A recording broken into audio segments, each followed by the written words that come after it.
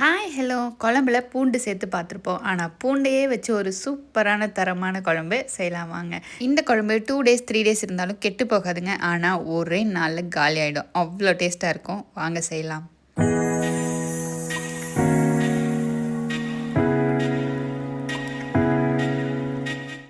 First நம்ம கடாயை heat பண்ணிடலாம். ஒரு 3 to 4 ஸ்பூன் போல் ஆயில் சேர்த்துக்கோங்க. ஆயில் சூடானதுக்கப்புறமா 1 ஸ்பூன் ஜீரகம், 1 கைப்பிடி கருவேப்பிலை இலை, 1 கைப்பிடி சின்ன வெங்காயம் இந்த மாதிரி உள்ளே சேர்த்துட்டு நல்லா கலந்து விடுங்க.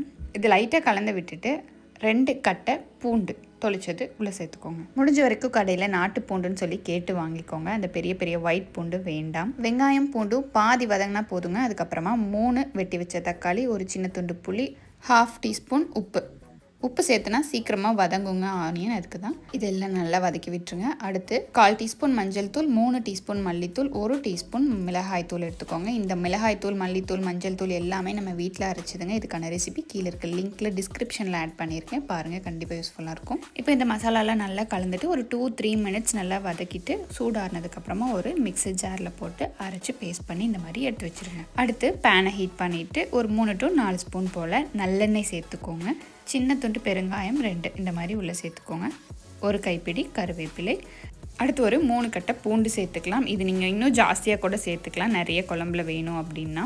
மலை பூண்டுன்றதுனால கொஞ்சம் சைஸ் குட்டி குட்டியாக இருக்குது பாருங்களேன். இதுதான் ஹெல்தின்னு சொல்கிறாங்க. அதனால் நான் ரெகுலராக இப்போது மலை பூண்டு வாங்க ஆரம்பிச்சிட்டேன். அடுத்து ஒரு 10 to 15 போல் சின்ன வெங்காயம் உள்ளே சேர்த்துடலாம். இது கூட ஒரு சின்ன சைஸ் பெரிய வெங்காயம் கட் பண்ணி ஆட் பண்ணியிருக்கேன். இது ஆப்ஷனல் தான், வேணும்னா சேர்த்துக்கோங்க, இல்லைனா வேணாம். ஸோ ஆனியன் பூண்டுலாம் நல்லா வதங்கினதுக்கப்புறமா நம்ம அரைச்சி வச்சுருக்க பேஸ்ட்டை உள்ளே சேர்த்துடலாம்.